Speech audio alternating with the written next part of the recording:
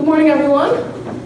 Good morning. Thank you so much for joining us for this panel to talk about a very important topic in solar, and we'll cover why it's important. I'd love to hear some of your thoughts as well. We're going to save some time at the end for some questions and some thoughts. I'd really like it to be a participative type of engagement where you tell us how we can take your feedback back to those that contributed to this work, and we can get a more pointed and accurate takeaway to help with these endeavors. So I'm Dana Redden. I'm the owner of Solar Concierge. We do consulting work and development for impact sites, which we would refer to as schools, universities, affordable and military senior housing, places of worship, developing third-party solar on those sites, and also including a workforce training component when we can. And I will let my other panelists introduce themselves, but this is the Training and Retaining a Diverse Solar Workforce panel. So we're going to be covering why it's important and the journey of those that have gone through the process, and some resources that you all can take back and use to help you and your companies to do just that, train and retain a solar diverse workforce. That's us. And thank you, Solar Power Southeast. Really happy to have you down here. As I said, I'm Dana Redden, and on my left here, we've got Don Tonic. How's it going? My name is Don Tonic. I'm the president of Solar Plus LLC, based out of here in Atlanta. So me. My name is Eddie Barnett. Good morning. Hope all of you are well and your trip in was uneventful and you weren't sitting in traffic too long. But my name is, as I said, is Eddie Barnett. I own EA Barnett Group, which is a drywall contractor. I've been doing it since 2010, but what I've really been doing is a lot of workforce development, workforce training. So I'm also a board member of NAMAC, which is the National Association of Minority Contractors. So obviously the workforce training component is one piece, but I'm also on the board for CEFCA. Here in Georgia, that's the Construction Education Foundation of Georgia. And so as you can tell by the stadium, they've been, for the last 5 years, doing 100% focus on workforce training. And then I'm also on the Georgia Tech Construction Advisory Board. Don, can you elaborate a little bit on your business? Our business is primarily an installation company, and a bit of a subcontractor.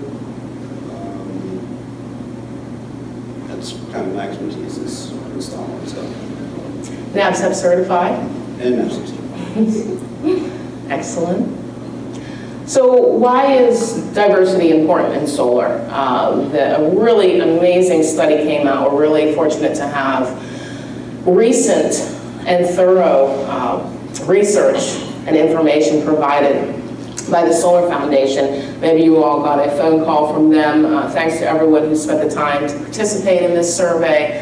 And I encourage you to take a photo of some of these URLs that we've got on the slides, so that you can visit these resources directly. I mean, this PDF is so thorough, and it has all of the best practices for how you actually get this done. But before we get into a little bit more of that, let's talk about the why. Why is it important? So, you know, I'm a capitalist. I lost a couple friends saying that in some circles. But really, this is important because it's good for business, and studies have proven this. There was a great study from, and all of the sources again are in the best practices guide, but McKinsey has several studies that show that business does better with diversity. And when we talk about diversity, we're talking about age, we're talking about gender, we're talking about race. So here's some stats that support what I'm saying. Companies that are more diverse are 45% more likely to grow their market share. I mean, growth, great. And 70% more likely to capture an entire new market. And if you're from outside of the Southeast moving into the Southeast, and maybe that's why you're here, obviously that's important to you. And then we've got some more profitable, obviously that's the goal for any business, and 33% more likely to be more successful than their peers. So it makes you more competitive. particularly as solar evolves, as any industry does. This is an important topic, and the disparities, unfortunately, are here on this slide as well. As you can see, these pie charts, we've got some ways to go. But luckily, we've got a roadmap, and we've got these great sources here that are going to tell you some of their personal experiences in those processes. So I'd love to kick it off to Don, and he can tell you some of his journey, where he started and now where he's at. Well, basically, just going to give you a quick timeline of how I started to how I arrived where I'm at today. And I really wanted to highlight 3 points when I'm done. I was out in Los Angeles in 2012 and just kind of wanted a day job. I didn't know anything about the construction industry or solar. And I found out I could go to tech school with a Pell Grant for free. So kind of spur of the moment, I just signed up for tech school. It was a 9-month course. And at the same time, I did volunteer at Install for Grid Alternatives. Maybe if you haven't heard of it, it's a nonprofit organization that builds solar systems for residential low income. All of the equipment is donated, and all of the people that install are volunteers. So for my first 9 months, it was tech school and volunteering to do installs. So when I came out of school, I got hired by Solar City and worked for Varango and Sungevity while I was out there as an installer. And from that point, I got hired as a project manager and learned the ins and outs of taking a job from the contract being signed all the way to interconnect, everything in between. And then a couple of years beyond that, I finally became an operations manager. And right around that time, I took the NABCEP test for the second time, and I passed it. It's a super hard test. But really, the 3 points that I wanted to stress was because of Grid Alternatives and the training that I got as an installer, that became my foundation for everything I do in the field today and ever since. Tech school is what, there's not a day I don't use my tech school knowledge as a project manager. And the third point was, I found out in my first week of tech school, I found out about NABCEP and Grid Alternatives from my instructor, who basically, in my first week of solar school, mapped out my career all the way till now. So right after I got the NABCEP, I started my own firm here in Atlanta 3 years ago. So I guess the example of my story is that it really doesn't matter who you are or where you came from. You can get where everyone is in the world by just hard work and study, honest study. Thank you. So what I heard is, with these resources and with a great mentor, Don was able to just map out a very successful solar career, and now currently has his own shop. So you want to talk a little bit about that? Starting Solar Plus? Starting Solar Plus was a real journey. I mean, I had felt like a lot of the installers have been underrepresented in even conferences like this, and a lot of times the installers seem like they're the afterthought, and maybe just I'm a biased installer, but I feel like that they carry a lot of, they're kind of the unsung heroes of what we do. Mm-hmm. So part of my goal was to not only take care of the customers, but take care of the staff and the crew. And I've had a better opportunity to do that with my own firm than working for other people. So. Well, I can personally attest to that. Don had done the solar on my house several years ago. And you could tell the camaraderie and the trust in his crew, and just a really great experience. You can always tell a good team that's working well together.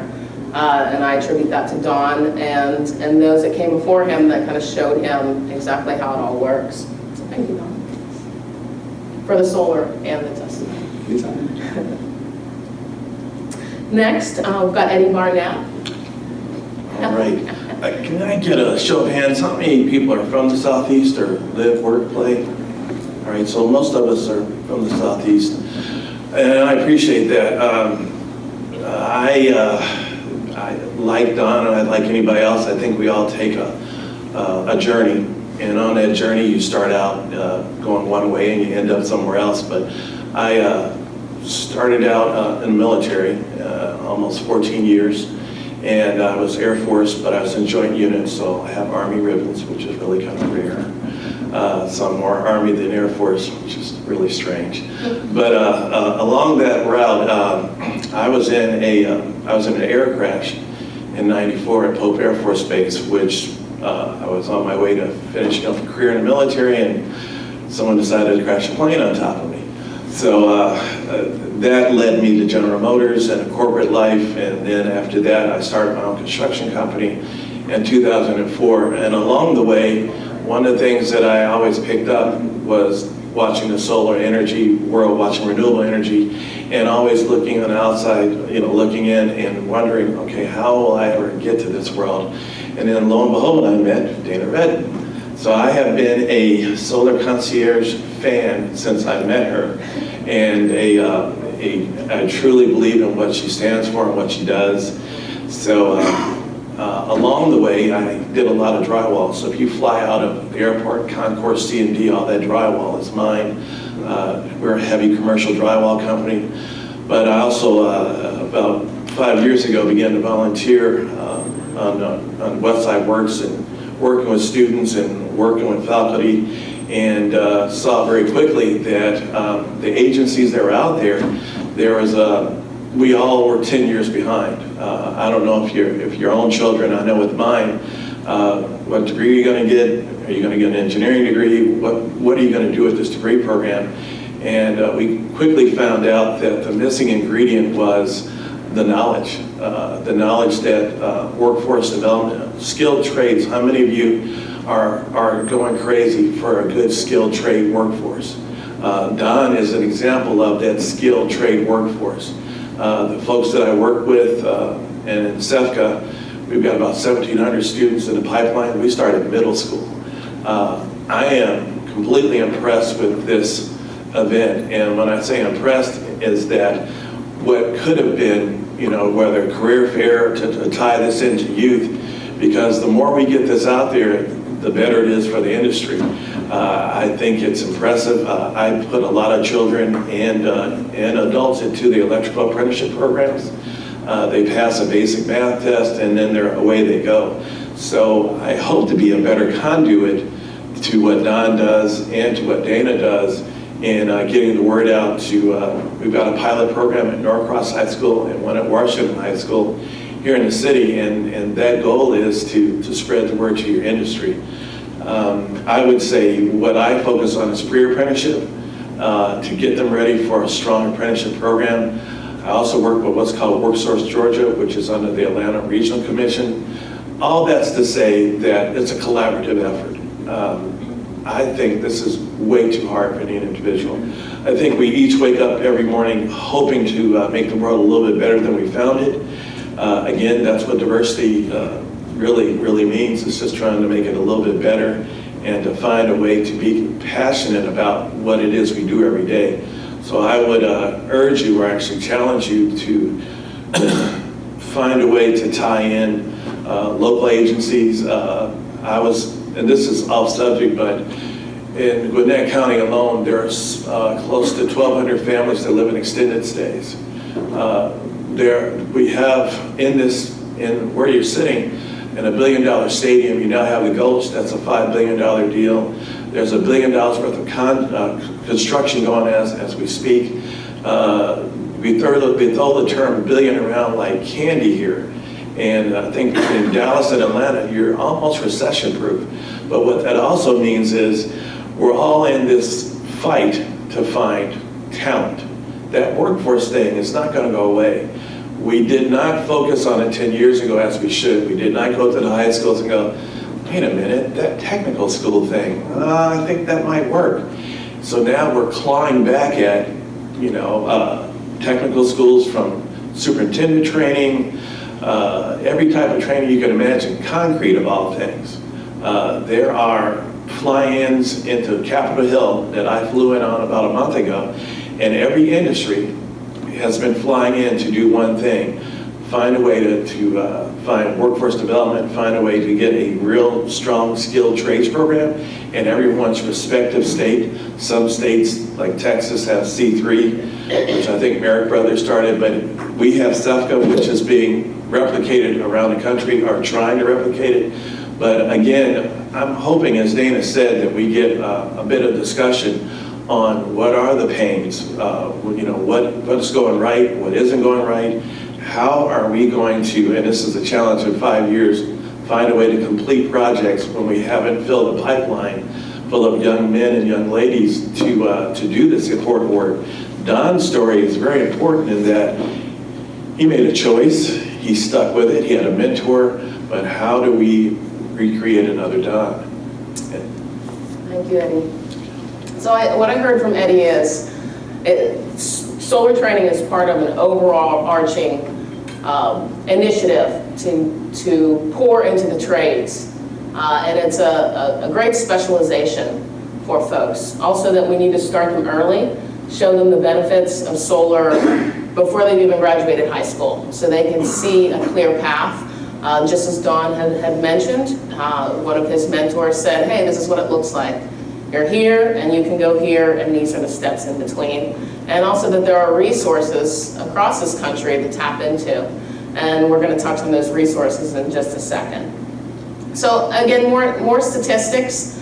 This graphic here with the 48%, that is again from the Best Practices Guide. And if you've just joined us, there's a really great, very recent study by the Solar Foundation about how to include diversity in the workforce, and also the current state of affairs.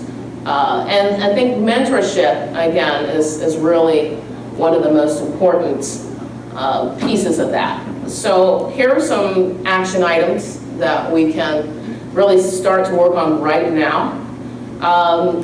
Promote your solar projects. Nothing sells more solar than solar. We all know that. Seeing more of it in communities not only helps to make another deal to close, the neighbor across the street or the business on the other side of the highway, but also gets our young people and tradespeople, even just electricians that want to look at another specialty into it. Also, obviously, it provides more jobs. We talk about grid alternatives, again, such a great resource, and really the blueprint for what solar workforce training can really look like. Unfortunately, and I've been begging them for close to 5 years now, they're not in the Southeast, and part of that is our policy, which we're working on. But also, do we have the amount of volume to really support them? And is the volume that we have using a local workforce? So, I don't want to not give credit to the unions. They've got some great programs and training here in the region. But a lot of our workforce is imported, and then they stay in a motel, and then they go back to California or some other place. That doesn't have to be the case. Particularly with Don sitting here, you can hire Don's guys. But all that to say, it's important that we have a local workforce for a number of reasons, and another reason is to rally support for better policy. That influences voters, that influences our representatives at the State House, that when you can show them the local jobs, so that all this ties in together. There's also, of course, the mentorship programs that I mentioned. It doesn't take much to just reach out to one person that you think has a lot of talent. As Don had mentioned, a mentor did to him, and say, hey, are you really, are you serious about this? What do you think about solar? And just doing that one-on-one connection. That's something that anyone can do right now. We all have the skills to do that. And encourage an inclusive culture at your company. Sometimes when we look at those pie charts that we saw in the previous slides, it can create a culture that's maybe not as welcoming to others. And that is very clearly defined in, again, the best practices guide as to how to address that. But that is an important thing. We want those that are entering this workforce to feel included. And sometimes when we get in our like-minded communities, in our little boxes, we're insulated and we don't realize how we might be not as welcoming to others. So that's important just to keep in the back of your mind. Implement best practices again. I'm going to say it again. That study is amazing. Check that out. And then, of course, seek out the training programs, like Eddie was talking about, the pre-apprenticeships in the high schools where your kids or some youth that you may know attend. Perhaps, introducing the option to those administrators is a great first step, because schools are a great place to start when we talk about education of all kinds, and now we know that it's so important to include the trades. I'm going to leave this slide up here for a little bit. Please take a picture and visit these URLs. These are all amazing resources, particularly here in the Southeast, that you can tap into. Again, we were talking about great alternatives, and they're in pretty much everywhere but the Southeast, but luckily we've got folks like Eddie working on these pre-apprenticeship programs. ARC, as he mentioned, has the Next Gen program. And this is really where you can find out all the details. So click through those and please, check them out. Again, the SEIA and the Solar Foundation, the Best Practices Guide. And then the Solar Stewards program I briefly mentioned at the opening of this panel. We are working to increase the volume of projects so we can put people on those projects. And so closing deals, that's a great opportunity to start to look at how you may incorporate some of these projects, because as Dawn and Eddie both mentioned, this important fact that apprenticeship is really where folks blossom. It's great, and I think most of us in this room have sat in on a NABCEP course, one or two, or even went the full throttle, but that pales in comparison to actually being on the job site. And if you've got projects, please do think of ways that you can include a workforce. And there are even some programs where they will help to fund the wages for these apprentices. Very great stuff. Again, I'll leave that up. So right now, I wanted to open it to questions or comments, or even some experiences. I think we've got a little bit of time to talk about maybe some of your experiences and challenges. Please don't be afraid to talk about those challenges that you may have. We can address those. Yes.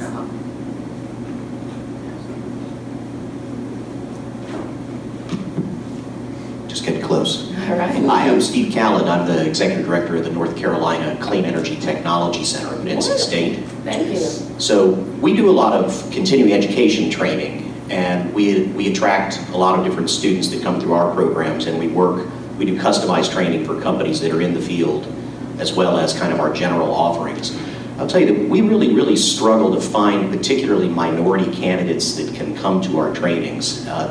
When we put the advertising out, we're not putting it in the right places. I don't know if you guys have suggestions of places where we could, I've worked with, some of the historic black colleges in North Carolina. NCA&T is a close partner of ours. We do some work with Elizabeth City State up in the northeast corner as well. We're just not getting candidates through the mechanisms and channels that we're using to try and attract those candidates. And we have a lot of demand from companies that are interested in, through diversity initiatives, trying to find those candidates. And so I'm just wondering if you have ideas on channels where we could try and get the information about the training opportunities in front of the right audiences. That's excellent. Thank you so much for that very valuable question. Well, and I do quite a bit in the Carolinas. If you remember a gentleman named Garland Burton, who Garland is kind of well known in the Carolinas, but I've got families on staff at A&T. I know that market well. You have a rich talent. One thing I would add, because you're really on track, but would be the vocational programs through the VA. There is a plethora of young men and women that are transitioning out of the military. that would be a great source for you.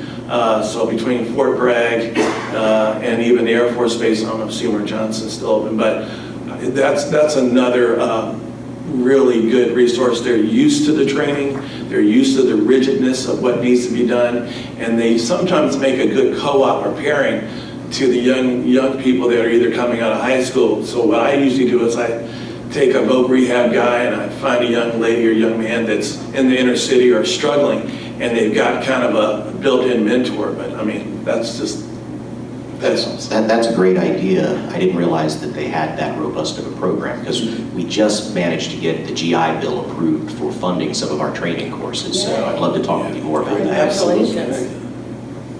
And I would like to add just the local high schools, which I'm sure you've tapped into, but also those contractors that are coming to you and saying, hey, we need folks.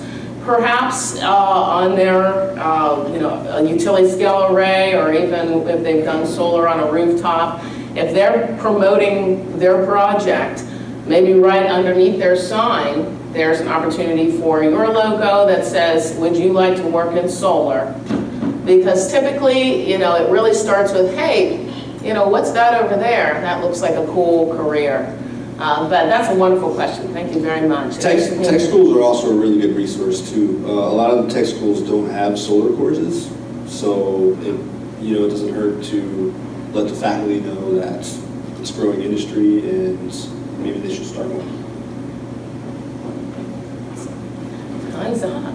Well, can we take this guy's question right here? Yeah, Okay. just John Thank you. Smyrna with the Solar Energy Industries Association. And for companies that want to set up a mentorship or apprenticeship program, what are some resources for them to do that? Does there have to be some models out there that they can? Yes, I wish I could click back to this slide here, but yeah, absolutely. I would really say, particularly for someone with the reach and scale of you guys, Grid Alternatives just came out with a new program. And again, unfortunately, it's not in the Southeast, but they're new, I think ITO 200 or something like that.